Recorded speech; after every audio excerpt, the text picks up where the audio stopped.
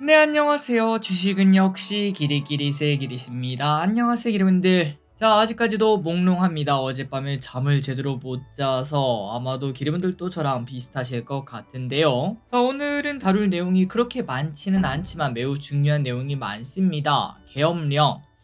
야, 앞으로 도대체 어떻게 흘러갈지 한번 과거의 데이터를 가지고 그리고 오늘 증시에서 나온 모습을 가지고 앞으로의 흐름을 한번 예상해 보도록 하겠습니다. 같이 공부하시죠. 렛츠 기릿!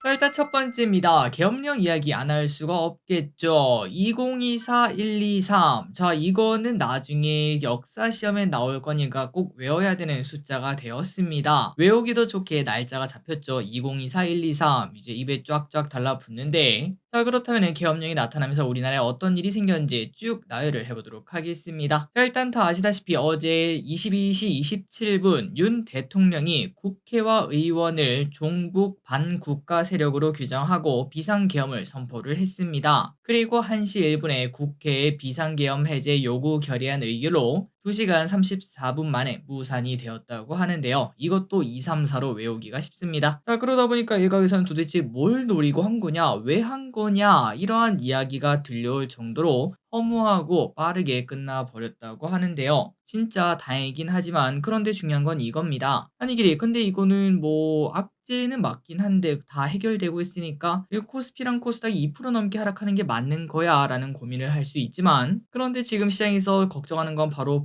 불확실성입니다. 이제 사실 얼마 전에도 계엄령이라는 단어를 제가 뉴스에서 몇 번 본 적이 있거든요. 그런데 그때마다 아마도 대부분 99%의 사람들은 야 그럴 리가 있냐 요즘 야 요즘 2024년이야 말이 되는 소리를 해라 그렇게 하고 넘어가셨을 것 같은데 그런데 어제 전혀 말도 안 되는 일이 실제로 벌어진 걸 확인할 수 있죠. 그렇기 때문에 혹시나 이 상황을 타개하기 위해서 계엄령 말고 또 다른 이상한 걸 하는 거 아닌가 이러한 걱정이 현재 시장에 전반적으로 퍼져 있다고 합니다. 그러니까 말 그대로 어디로 튈 줄 모르는 그러한 일촉즉발의 상황이다 보니까 이거 지금 당장 주식을 매수하기는 좀 부담돼요 이렇게 말하는 사람들이 많다고 합니다. 그러다 보니까 오늘 증시 추가 하락은 없어서 정말 다행이지만 그렇다고 빠르게 반등하는 모습도 나타나고 있지 않죠. 자, 그렇기 때문에 이 불확실성이 진정이 되려면은 아마도 뭐 어떤 소식이 등장을 하거나 혹은 시간이 좀 흘러가서 아, 별일 없구나. 이러한 생각이 우리의 마음에 딱 와 닿아야 될 것 같은데요. 일단 이번 주까지는 불안불안한 장이 이어질 수도 있겠습니다. 다음입니다. 자, 그렇다면 부정적인 소식부터 쭉 보도록 할게요. 계엄령이 생기면서 부정적인 이야기가 뭐가 있나 봤더니 일단은 환율이 미친 듯이 급등을 했습니다. 당연히 한국 돈의 가치가 떨어질 수밖에 없던 상황이었겠죠. 다행히 우리 증시가 열릴 때가 아니라 저녁이다 보니까 저녁 사이에 변동이 너무나 크고 잠잠해지긴 했으나 여전히 1411원 여기까지 올라와 있는 것도 확인할 수 있습니다. 그리고 해외에서 한국에 대한 평판이 단기간 나빠질 것을 예상을 해볼 수 있습니다. 어제 우리가 프랑스에 대해서 안 좋은 이야기를 좀 하지 않았겠습니까? 그래서 우리가 그런 걸 봤을 때 사실 큰 관심은 없으나 혹시나 저기서 뭐 이상한 일이 생기는 거 아닐까라는 의심 정도는 해볼 수 있겠죠. 그리고 이 상황에서 만약에 우리 보고 누군가 제안을 합니다. 지금 프랑스에 투자하세요라고 말을 한다면은 키르분들은 투자를 하실까요? 아니면은 아유 지금은 아닌 것 같은데라고 하면서 고사를 하시겠습니까? 당연히 아 지금은 좀 아닌 것 같아. 아 그 옆에 있는 독일이나 뭐 다른 데 하면 안 되냐 이러한 얘기를 하실 것 같고 결국은 이러한 시각이 우리나라에도 마찬가지로 통용된다고도 말을 해볼 수 있겠죠. 외국인이 빠져나갈 수밖에 없는 상황입니다. 그리고 영국 로이터 통신은 80년대 이후 민주적이라고 여겨온 한국에 큰 충격파를 주었다 이러한 말까지도 했는데 망신이라는 말이 진짜 딱 어울릴 것 같네요. 자, 계엄령이란 단어는 참 무시무시합니다. 뭔가 총과 칼이 움직일 것 같고 내 자유가 사라질 것 같은 그런 느낌이 있죠. 그리고 이 느낌은 해외에서도 마찬가지로 나타날 것 같습니다. 실제로 해외 주요국에서 한국을 여행 위험 국가로 인식했다는 소식이 나왔는데요. 영국에서는 한국 여행에 대해서 여행 경보를 발령했고 미국은 시위 진행 지역을 피하라 라고 경고를 했으며 게다가 전쟁 중인 이스라엘도 꼭 필요한 거 아니면 거기 가지 마라 이렇게까지도 말을 했다고 합니다. 그러다 보니까 오늘 여행주, 항공주는 당연히 하락할 수밖에 없던 상황이라고 하네요. 다음입니다. 그리고 또 안 좋은 섹터가 어디였나? 바로 이 섹터라고 말할 수 있겠습니다. 윤 대통령의 정책주라고 하면 세 가지가 딱 떠오를 것 같은데요. 원전, 대왕고래, 그리고 밸류업을 빼놓을 수가 없습니다. 그럼에도 밸류업은 그래도 실적도 좋고 근거도 좋으니까 큰 영향은 좀 피해갔다라고 말할 수 있겠지만, 그런데 왼쪽에 보다시피 신한지주 7%나 급락하는 걸 확인할 수 있죠. 이렇게 근거도 확실하고 실적도 좋은 은행주까지 이렇게 박살나는 모습이 나타나다 보니까 나머지 두 개인 원전 관련주, 그다음에 대왕거래 관련주는 오늘 큰일 났구나라는 걸 쉽게 예측을 해볼 수 있습니다. 자, 이제 정치권에서는 탄핵 등의 이야기가 나오다 보니까 신경 쓰고 진행하던 원전에 대한 분위기가 바뀌는 거 아니냐라는 이야기가 등장하고 있으며, 그래도 원전 같은 경우에도 그래도 나름 실체가 있지 않겠습니까? 어쨌든 수주도 따왔고 앞으로 수주가 기대되는 상황이고요. 그런데 대왕거래 같은 경우는 안 그래도 예산이 삭감되었다는 소식에 상태가 좋지 않았는데, 이런 상황에서 제대로 된 진행이 가능하겠냐라는 말이 나타날 수밖에 없습니다. 물론 대왕거래도 실체가 있다 뭐 이렇게도 말을 해볼 수 있긴 하겠지만, 하지만 그 확률이란 게 좀 존재하지 않겠습니까? 그런 와중에 이렇게 삐걱삐걱 되다 보면은 10번 팔 거 5번밖에 못 파게 되면은 결국은 기대감은 사라질 수밖에 없겠죠. 그래서 오늘 대왕거래가 매우 매우 좋지 않았고요. 원전주 매우 좋지 않았고요. 밸류업도 좋지 않은 모습을 나타냈습니다.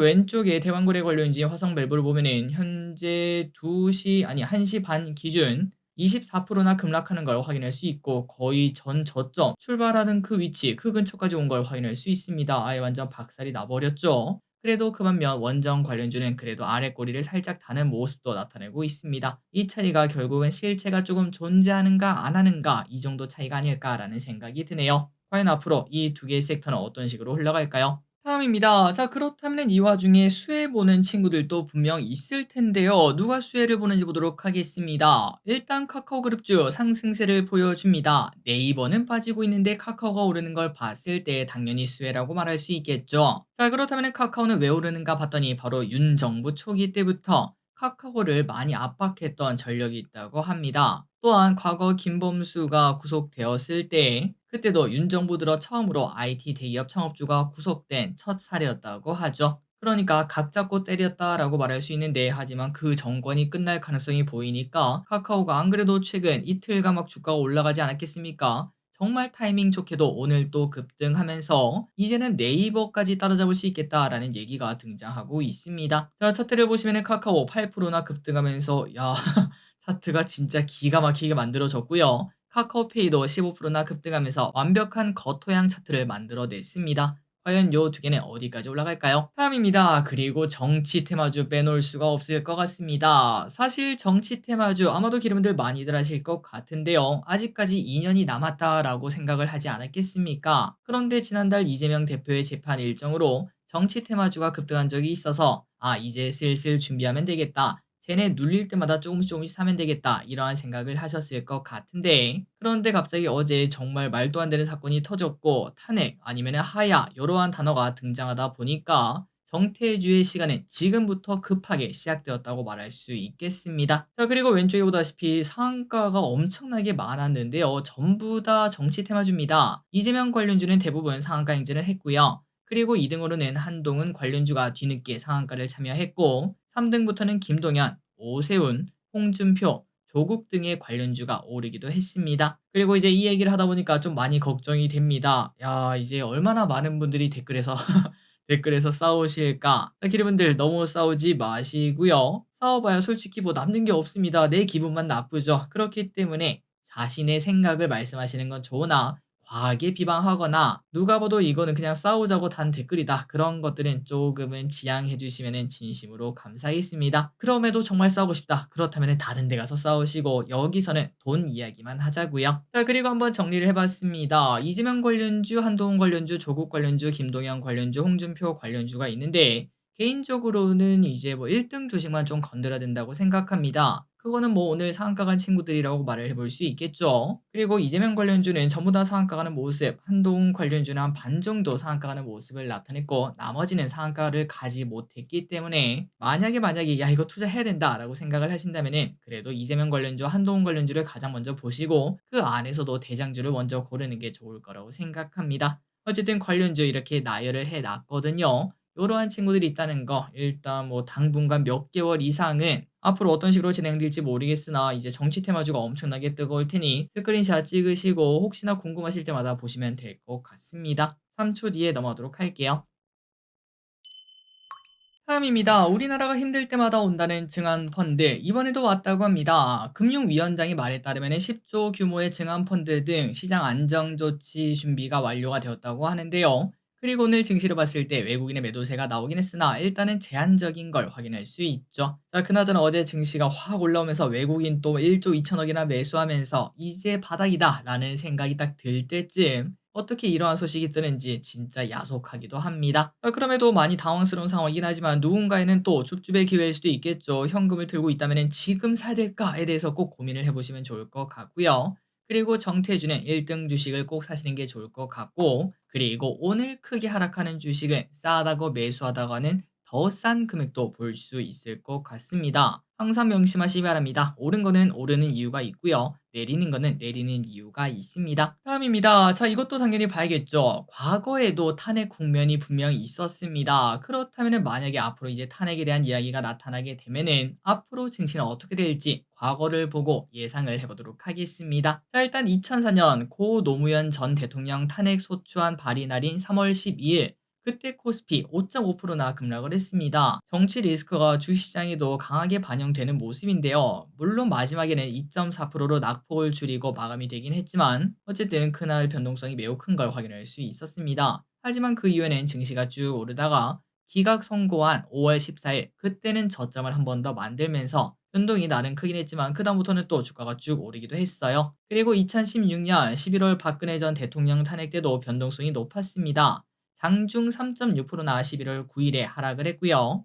다만 그 이후에는 증시가 크게 상승하면서 3월 재판부에서 탄핵 수천을 인용했을 때는 변동성이 커지지 않았을까라는 생각을 했지만 그런데 주가가 계속 올라갔다고 하네요. 자, 그래서 한번 차트를 보도록 하겠습니다. 왼쪽에 보시는 게 바로 2004년입니다. 여기 보시는 음봉 가장 크게 박힌 거 있죠. 이날 가장 변동성이 큰 모습을 나타냈지만 하지만 그때부터 주가가 쭉 올라갔고 그 다음에 쭉 떨어지는 모습을 나타내겠으나 다시 또 주가는 크게 올라가는 모습이 나타났습니다. 그리고 2016년 그때를 보더라도 그날 당일에는 변동성이 매우 컸지만 그 다음부터는 뭐 주가가 쭉쭉쭉 올라가는 모습이 나타났죠. 그렇기 때문에 이 두 자료를 봤을 때 이번에도 뭐 큰 영향은 없겠다. 대부분의 영향은 오늘 다 반영되고 끝나고 앞으로는 결국 그냥 시장이 탄탄한가 안 탄탄한가 거기에 따라서 증시 방향이 움직이겠구나라는 예상을 해볼 수 있겠습니다. 자, 다음입니다. 그렇다면 어제 미국 증시는 어땠나 한번 보도록 할까요? 미국 증시는 오늘 고용 보고서 발표를 앞두고 눈치 보기 장세를 보였고 S&P 500과 나스닥이 소폭 상승하며 사상 최고치를 또 경신했다고 합니다. 그리고 현재 미국 증시는 17일에서 18일 FOMC에 주목하고 있는 상황으로 12월에도 추가 금리 인하에 나설 확률은 70%로 보고 있다고 하네요. 한편 이 와중에 미국 증시에 상장한 쿠팡, 네이버 웹툰, 한국 ETF 등 이러한 주식들은 급락하는 모습을 나타냈으나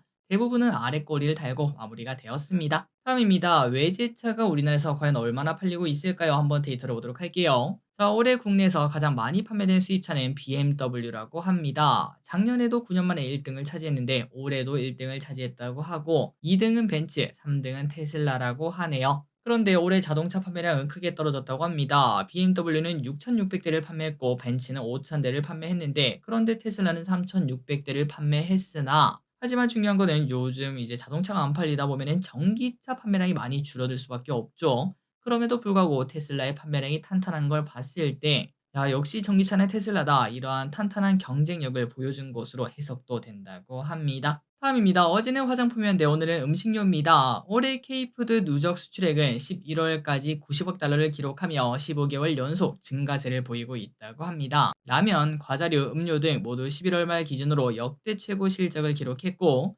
커피 조제품도 소비자용 커피 수출로 시장이 확대되며 증가세를 보였다고 하네요. 그래서 이러한 소식이 나타나자 오늘 같은 장에서도 식품 관련주가 장초반 급등하는 모습이 나타났습니다. 그리고 또 비상계엄 소식에 라면을 휩쓸어 갔다 이러한 언론 보도도 막 나타나기도 했는데요. 그러다 보니까 어제는 화장품, 오늘은 음식료주가 올라가는 모습입니다. 그리고 이 소식도 영향을 줬겠네요. 앞서 한국의 장담그기 문화를 유네스코 무형문화재에 등록하기 위해 노력 중이라는 소식을 전해드렸었습니다. 그런데 드디어 무형문화유산 목록에 이 장담그기가 등재가 되었다고 하네요. 자, 결국 이제 이러한 결과가 나타나면은 앞으로 K푸드에 대한 관심이 더 이어질 수도 있겠죠. 뭔가 이걸 보니까 흑백 요리사의 장 아저씨가 생각났는데 앞으로 장류와 소스의 수출도 더 늘어날 수 있다는 기대감도 나오고 있다고 합니다. 다음입니다. 그리고 오늘 히토류 관련주도 좋았습니다. 특히 갈륨 관련주가 많이 좋은 흐름을 나타냈는데요. 미국의 대중 반도체 수출 규제에 중국도 반격을 하는 모습입니다. 선일 중국은 갈륨, 게르마늄, 안티몬, 흑연 등에 대한 규제를 강화하겠다고 밝혔는데요. 이미 작년 8월부터 갈륨과 게르마늄 수출 제한을 실시하고 있는데 특히 갈륨은 전 세계 생산량의 98%를 중국이 차지하고 있고 게르마늄은 68%를 중국이 차지하고 있어서 중국의 힘이 막강한 걸 확인할 수 있습니다. 그러다 보니까 오늘 이제 무역 분쟁 관련주인 히토류 관련주, 갈륨 관련주가 뜨거운 모습을 나타냈습니다. 자, 마지막으로 내일부터 청약하는 공모주 한번 확인해 보도록 하겠습니다. 올해 마지막 코스피 상장주인 MNC 솔루션이라는 기업을 우리가 내일부터 청약을 하게 되는데요. 방산용 모션 컨트롤 부품 전문 기업이라고 합니다. KB, 삼성, 키움 3개 증권사를 통해 청약이 가능하고요. 자, 그렇다면 기관 데이터 매우 중요하겠죠. 그래서 공모 밴드가 얼마인가 봤더니 8만 원에서 93,300원이었으나 그런데 공모가가 65,000원, 하단을 완전 깨고 내려간 걸 확인할 수 있었습니다. 그만큼 데이터가 좋지 않다는 건데 그래서 데이터를 봤더니 경쟁률이 8대1, 이걸 딱 보자마자 느낌이 오죠. '아, 이거는 건들면 안 되겠군요.' 라는 생각이 듭니다. 물론 이 와중에 이제 공모가도 많이 싸졌으니까 시가총액이라도 한 500억 정도 되면은 상장 당일 풀리는 물량이 적으니까 노려볼 수 있겠지만 요 친구는 코스피 상장 기업, 이렇게 공모가가 많이 깎여도 예상 시총은 5,900억이나 된다고 합니다. 게다가 구주 매출도 있고 방산주의 분위기가 그렇게 좋은 상황은 아니기 때문에 당연히 패스를 해야 될 것 같네요. 저 기리슨 패스하도록 하겠습니다. 자, 오늘의 공부 여기까지 끝났습니다. 항상 이렇게 같이 공부해서 진심으로 감사합니다. 지금까지 기리셨습니다. 빠이요.